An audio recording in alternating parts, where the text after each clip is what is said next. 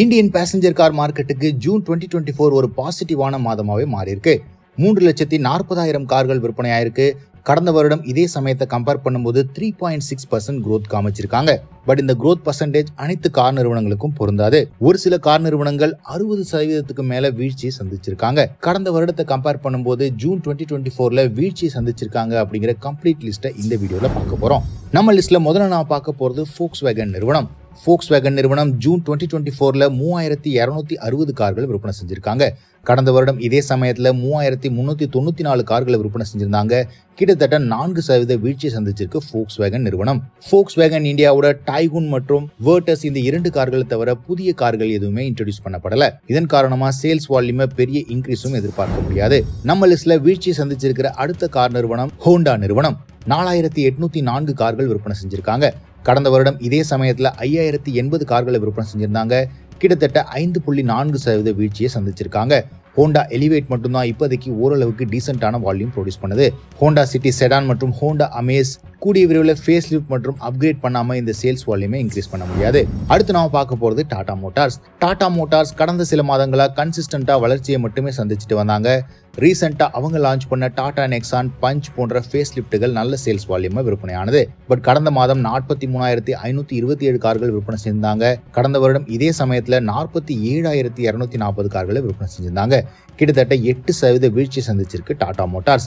இதன் காரணமா ஹியூண்டேயிடம் தங்களுடைய 2வது இடத்தை பறிகொடுத்து 3வது இடத்துல ஓவராலா இந்தியன் மார்க்கெட்ல தக்க வச்சிட்டு இருக்காங்க. நம்ம லிஸ்ட்ல அடுத்து நாம பார்க்க போறது எம்ஜி நிறுவனம். ஜூன் 2024ல 4,644 கார்களை விற்பனை செஞ்சிருந்தாங்க. கடந்த வருடம் இதே சமயத்துல 5,125 கார்களை விற்பனை செஞ்சிருந்தாங்க. கிட்டத்தட்ட 9.5% வீழ்ச்சி சந்திச்சிருக்கு எம்ஜி நிறுவனம். MG Hector, Hector plus, Astor, Comet மற்றும் க்ளாஸ்டர் அப்படின்னு எல்லாமே பிரீமியம் ப்ராடக்ட்ஸா இருக்கிறதுனால சேல்ஸ் வால்யூம்ல பெரிய முன்னேற்றம் இல்ல. நம்ம லிஸ்ட்ல அடுத்து நாம பார்க்க போறது நிசான் நிறுவனம். நிசான் மேக்னைட் 2,107 கார்கள் விற்பனை ஆயிருக்கு. கடந்த வருடத்தை கம்பேர் பண்ணும்போது 17.4% வீழ்ச்சியை சந்திச்சிருக்காங்க. நிசான் நிறுவனமும் எந்த விதமான பெரிய அப்கிரேடும் இல்லாம மேக்னைட்டை மட்டுமே விற்பனை செஞ்சுட்டு இருக்காங்க. இந்த சேல்ஸ் வால்யூம் டிக்ளைன் ஆகிறத யாராலையும் தடுக்க முடியாது. நம்ம லிஸ்ட்ல அடுத்து நாம பார்க்க போறது ரெனோ நிறுவனம். 3,553 கார்கள் தான் விற்பனை செஞ்சிருந்தாங்க. கடந்த வருடம் இதே சமயத்துல 5,450 கார்களை விற்பனை செஞ்சிருந்தாங்க. கிட்டத்தட்ட 35% வீழ்ச்சி சந்திச்சிருக்கு ரெனோ நிறுவனம். ரெனோ குவிட், கைகர் மற்றும் ட்ரைபர் என்ட்ரி லெவல் கார்களா இருந்தும் கூட பெரிய விற்பனையில முன்னேற்றம் இல்ல. 2,566 கார்களை விற்பனை செஞ்சிருக்காங்க ஜூன் 2024ல. பட் கடந்த வருடம் இதே சமயத்துல 3,966 கார்களை விற்பனை செஞ்சிருந்தாங்க.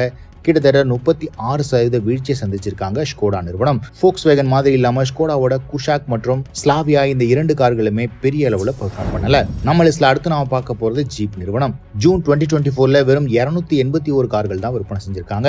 ஜீப் இந்தியாவோட புவர் ரன் இன்னுமே கண்டினியூ ஆகுது. காம்பஸ், மெரிடியன் அப்படின்னு அவங்களுடைய எந்த கார்களுமே பெருசா சேல்ஸ் வால்யூம்ல கை கொடுக்கல. வெறும் 281 கார்கள் விற்பனை செஞ்சிருக்காங்க. கடந்த வருடம் இதே சமயத்துல 493 கார்கள் விற்பனை செஞ்சிருந்தாங்க.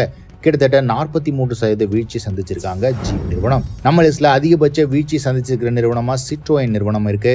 வெறும் 339 கார்கள் தான் விற்பனை செஞ்சிருக்காங்க. சிட்ரோயின் நிறுவனம் மகேந்திர சிங் தோனியை வச்சு புதிய அட்வர்டைசிங் ஸ்ட்ராட்டஜியில ஈடுபட்டிருக்காங்க. மேலும் அவங்களுடைய எல்லா கார்களுக்கும் விலை குறைப்பிலும் ஈடுபட்டிருக்காங்க. பட் இது எதுவுமே சேல்ஸ்ல கன்வெர்ட் ஆகல. இந்தியாவோட அதிகபட்ச வீழ்ச்சி சந்திச்ச நிறுவனமா முதலிடத்தை பிடிச்சு 62.2% வீழ்ச்சியை சந்திச்சிருக்காங்க.